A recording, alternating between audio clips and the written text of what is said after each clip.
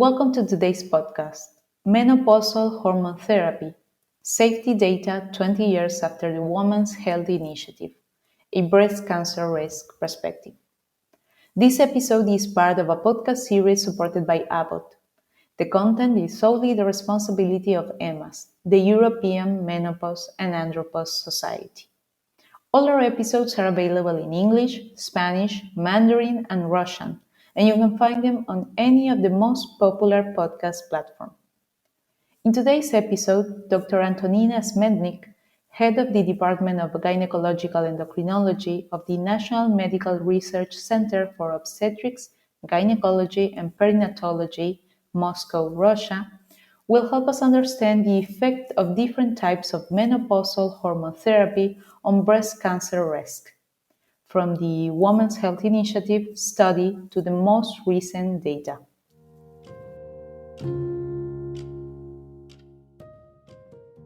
Breasts are the target organs for numerous hormones and growth factors, and in the early 2000s, there was a huge decrease in the numbers of menopausal hormone therapy users because of the first results of the WHI study, which showed that combined menopausal hormone therapy increases the risk of breast cancer. The relative risk of breast cancer in users of conjugated equine estrogens and medroxyprogesterone acetate was 1.26. It is less than one additional case per 1,000 of women using MHT per year. However, there was a decreased risk of breast cancer in estrogen monotherapy users after hysterectomy, and there was no elevated risk in MHT prior non-users. According to the French E3N cohort study and registry study from Finland, estrogen and progesterone or estrogen and dydrogesterone were not associated with a significantly increased risk of breast cancer. According to the nested case control studies, with more than 98,000 of cases and 457,000 of controls, there was no increased risk from short-term use up to 5 years of estrogen only or estradiol dydrogesterone and tibolone. Most women took combined HRT, which was linked to a small increase in risk of breast cancer. The risk increased with a woman's age, with lower increases in risk for women in their 50s compared with those in their 60s and 70s. The duration of treatment, with lower increases in risk with HRT taken short-term, less than 5 years, than long-term, more than 5 years. Current or more recent HRT treatment, which came with higher risks than past use more than 5 years ago.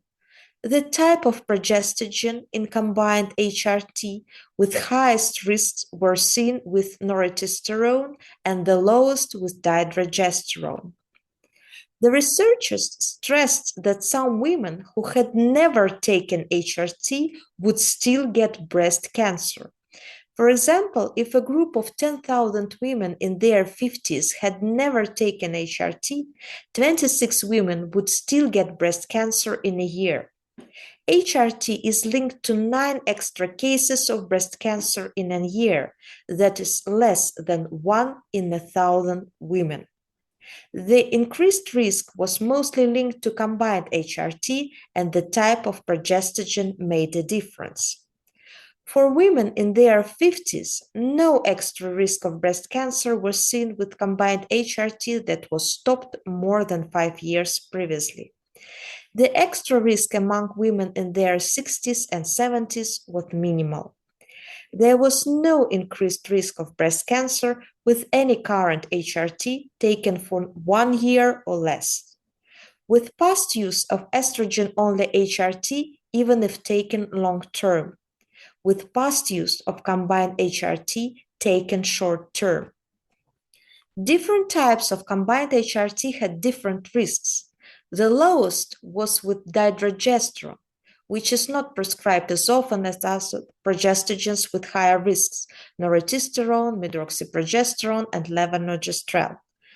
It is important that general practitioners discuss the benefits and risk of HRT with women troubled by symptoms of the menopause.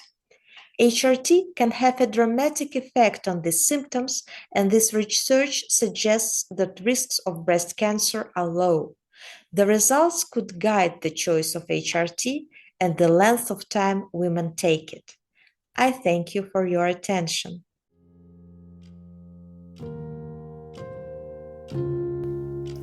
Today, Dr. Antonina Smetnik discussed the effect of different types of menopausal hormone therapy on breast cancer risk, from the Women's Health Initiative study to the most recent data. Thank you for listening to today's episode. We hope it will be valuable for your clinical and research practice. Stay safe.